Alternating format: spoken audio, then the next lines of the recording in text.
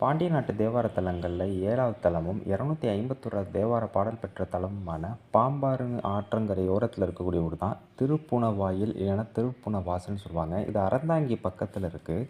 இது பார்த்திங்கன்னா பழம்பதிநாதர்னு சொல்லுவாங்க. இறைவி பேர் பெரிய நாயகி. தலைமரம் 4 இருக்குங்க. புன்னை மரம், சதுரக்கள்ளி, மகிழ மரம், குருந்த மரம்.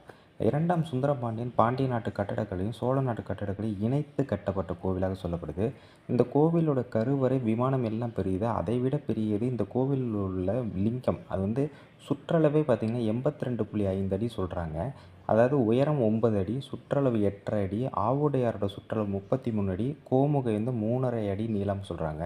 தஞ்சை பெருவுடையார் கோவிலோட லிங்கத்துக்கு அப்புறம் பெரிய லிங்கம் கொண்ட கோவிலாக இது சொல்லப்படுது.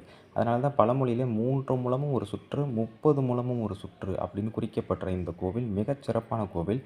இந்த கோவிலுடைய மற்ற தகவல்களை நான் அடுத்த பதிவில் தெள்ள தெளிவாக